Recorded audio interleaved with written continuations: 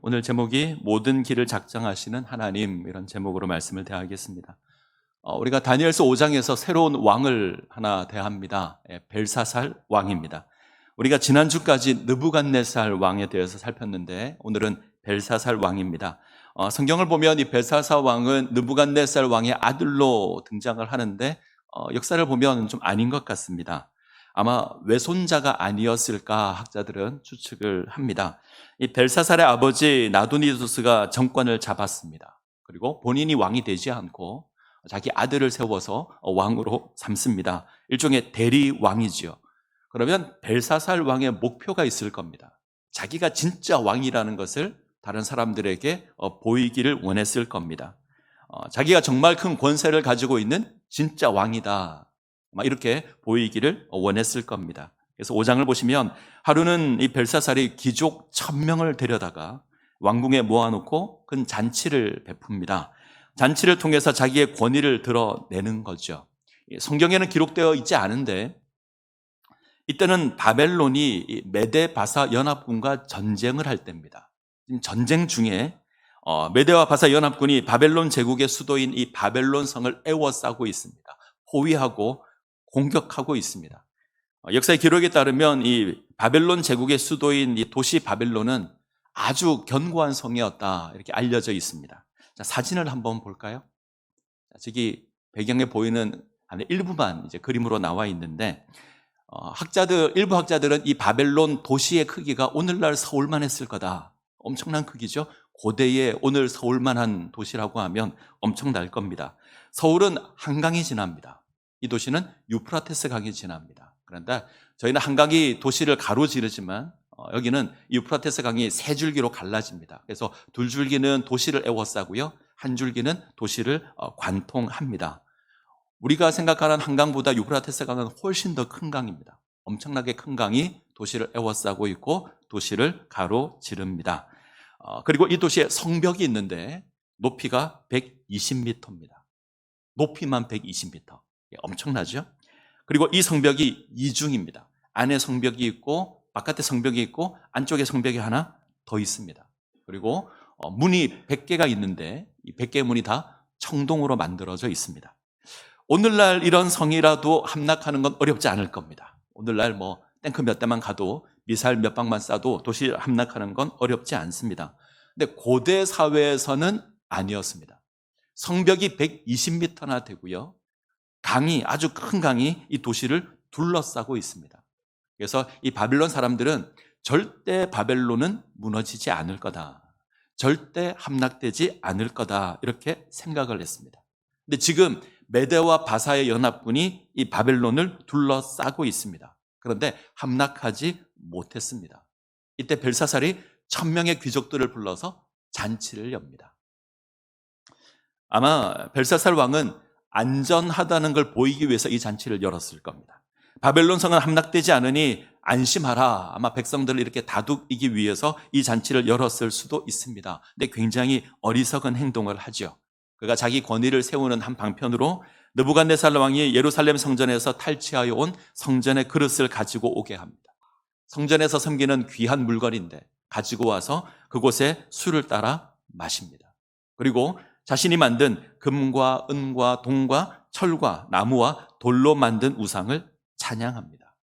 아마 술을 마시고 찬양하는 건 종교의식이 아니었겠는가. 그럼 지금 이 벨사살은 하나님을 섬기는 거룩한 도구를 가져다가 우상을 섬기는 데 사용하고 있는 겁니다. 어리석죠. 바울은 이에 대해서 이 모습을 꼭 이 모습을 지적한 건 아닌데 적절한 말씀이 있습니다. 로마서 1장 23절을 보시면 썩어지지 아니하는 하나님의 영광을 썩어질 사람과 새와 짐승과 기어다니는 동물 모양의 우상으로 바꾸었다. 딱 벨사살이 이렇게 합니다. 하나님께 영광을 돌려야 하는데 하나님께 영광을 돌리지 않고 헛된 우상을 만들고 그것을 섬깁니다. 자, 이렇게 하는 이유는 이 벨사살이 자기 권세를 드러내기 위해서입니다. 아마 느부갓네살 왕이 지녔던 그 권세가 나에게도 있다, 이것을 보이기 위해서 아마 이렇게 행동을 하는 겁니다. 지금 적군이 성을 에워싸고 있는데 아랑곳하지 않습니다. 아주 자신만만하게 자기 권세를 드러냅니다. 이때 갑자기 놀라운 일이 생기죠. 갑자기 벨사살이 성전 그릇으로 술을 마시고 어리석은 우상을 찬양할 때 갑자기 사람 손이 나타납니다. 그리고 벽에다가 글을 씁니다. 이것을 모여있는 모든 사람들이 다 봅니다. 그리고 놀라서 두려워합니다. 한번 생각을 해보시죠. 내가 뭘 먹고 있는데 갑자기 사람 손이 나타나서, 사람이 나타난 것도 아니고요, 이 손만 나타나서 글을 씁니다. 아마 공포 분위기가 조성이 되었을 겁니다. 자, 너무 놀란 벨사살이 바벨론의 모든 지혜자들을 불러서 이 글을 읽고 해석하게 합니다. 그런데 그 어떤 바벨론 지혜자도 해석하지 못합니다. 읽지도 못하고 해석도 하지 못합니다. 1000명이 모여 있는데 아무도 해석하지 못합니다. 아마 이 글자는 히브리어나 아람어로 기록되었을 겁니다. 근데 히브리어나 아람어는 능히 읽었을 것 같아요. 그런데 읽지 못합니다. 왜 그랬을까? 자, 그림을 하나 볼까요? 예, 렘브란트라는 화가, 네덜란드 화가 렘브란트가 그린 그림입니다. 벨사살의 향연, 이런 그림인데 오늘 본문의 내용이 그림으로 그려져 있죠. 자, 갑자기 손이 나타나서 벽에 글자를 씁니다. 벨사살은 자리에서 일어나 그 광경을 보고 공포스러운 표정을 짓습니다. 옆에 있던 한 여인은 놀라서 그 포도주 잔을 쏟고 있습니다. 자, 저렇게 벽에다가 글을 썼을 텐데 왜 사람들이 읽지 못했을까? 유대 전통을 보면 이 글자가 아마 수수께끼였을 거다라고 생각합니다. 일종의 암호입니다. 근데 렘프란트는 재미있게 묘사합니다. 우리는 글을 읽을 때 왼쪽에서 오른쪽으로 읽죠. 그죠? 왼쪽에서 오른쪽으로 글을 읽습니다. 지금 표정은 아니라는 표정을 짓고 계시면 안 됩니다. 우리는 글을 읽을 때 왼쪽에서 오른쪽으로 읽는데 히브리서는 반대로 읽습니다. 히브리어는 오른쪽에서 왼쪽으로 읽습니다. 그리고 한 줄 한 줄 읽어 나가는데 아마 학자들은 생각하기를 오른쪽에서 왼쪽으로 읽는 이것을 위에서 아래로 읽도록 바꿨을 거다. 그래서 자, 그 다음 그림을 보여주실까요? 저렇게 기록되었을 거다. 그림에는 히브리어로 되어 있는데 제가 한글로 옮겼습니다. 그래서 원래대로 읽으면 이렇게 읽는 거죠. 메메 데우르 네네 겔바신. 말이 안 되는 거죠. 그런데 세로로 읽으면 어떻게 되죠? 이쪽부터 시작해서 메네 메네 데겔 우바르신. 이해가 되시죠? 그래서 아마 이렇게 기록되지 않았을까? 렘브란트는 이렇게 그림을 그립니다. 때문에 해석할 수가 없죠. 이때 왕비가 왕에게 제안합니다. 느부갓네살 왕 때부터 꿈을 전문적으로 해석한 사람이 있는데 불러와서 물어보라는 거죠. 그래서 우리가 아는 주인공 다니엘이 등장합니다. 하나님을 거역하고 하나님을 모욕하는 자리입니다. 그런데 이 자리에 하나님의 사람이 세워졌습니다. 왕이 모욕하기를 원했던 그 하나님을 섬기는 다니엘이 문제의 해결자로 등장을 했습니다. 부름을 입은 다니엘은 교만한 벨사살 왕을 향해서 하나님의 심판을 선언합니다. 이것이 오늘 본문의 내용입니다. 우리가 읽은 부분이 이 부분입니다. 다니엘은 벨사살에 붙인 느부갓네살 왕 이야기부터 이야기를 시작합니다. 하나님은 느부갓네살 왕에게 최고의 권세를 줬습니다. 이 땅 그 누구도 누리지 못했던 최고의 권세를 줍니다. 그런데 이 느부갓네살 왕이 깨닫지 못하고 교만하여지죠. 우리가 사장에서 봤던 내용입니다. 그가 왕궁의 옥상을 거닐면서 이렇게 고백합니다. 내가 이 큰 바벨론을 건설했다. 내가 이 멋진 바벨론을 세웠고 나의 위엄을 드러내었다. 그러자 하나님의 심판이 선언됩니다. 그가 짐승 같아집니다. 그래서 들나귀와 함께 살고 소처럼 풀을 먹었습니다. 7년을 그렇게 있습니다. 이것으로 왕이 하나님의 권세를 깨닫게 되죠. 하나님이 진정한 왕이고 하나님의 나라가 영원한 나라다. 자, 이것이 느부갓네살 왕 때 있었습니다. 자, 문제는 벨사살 왕이 이것을 알고 있다는 겁니다. 벨사살 왕이 느부갓네살 왕 때 있었던 이 일을 알고 있습니다. 자, 22절을 한번 볼까요? 22절.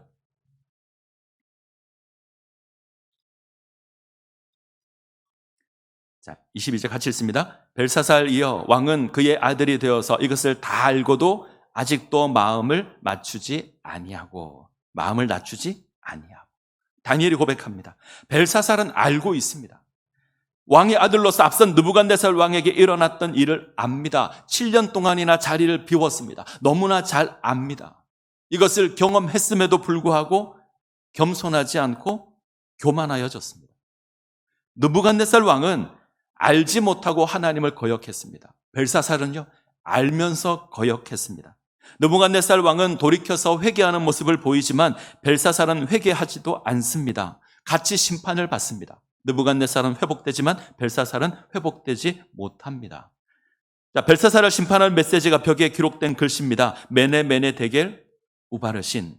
그대로 해석하면 이렇게 됩니다. 세어보고 세어보고 달아봄에 부족하여 나눈다. 세어보고 세어보고 달아봤더니 부족해서 나눈다.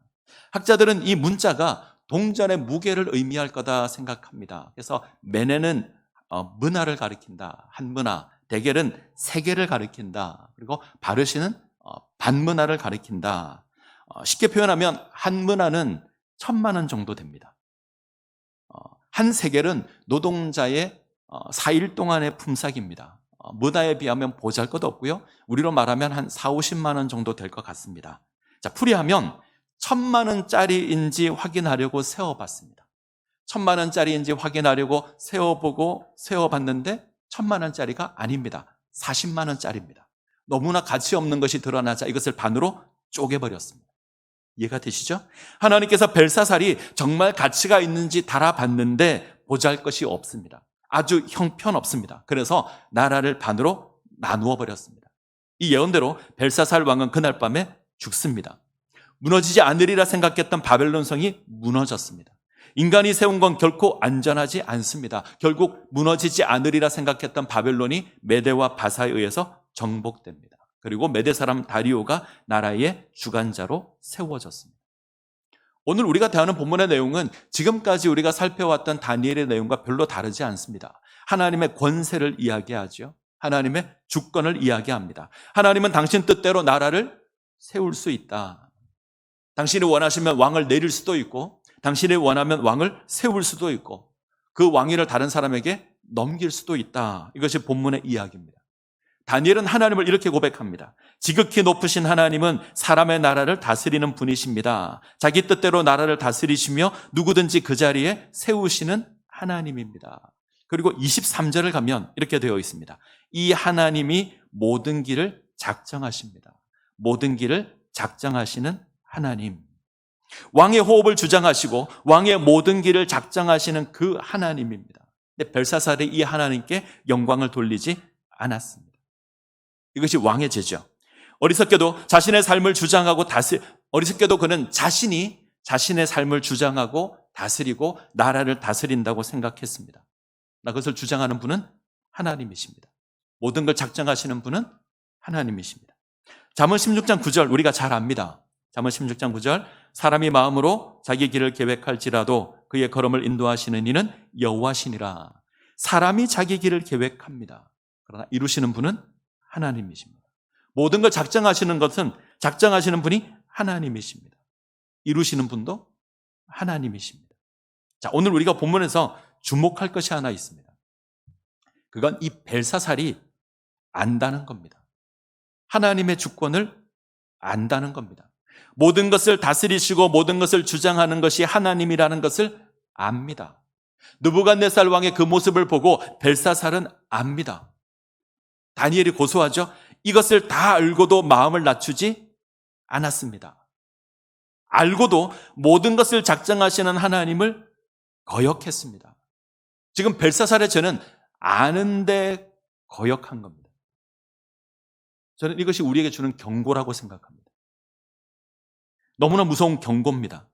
성경은 끊임없이 우리에게 고백합니다. 하나님 세상을 창조하셨다.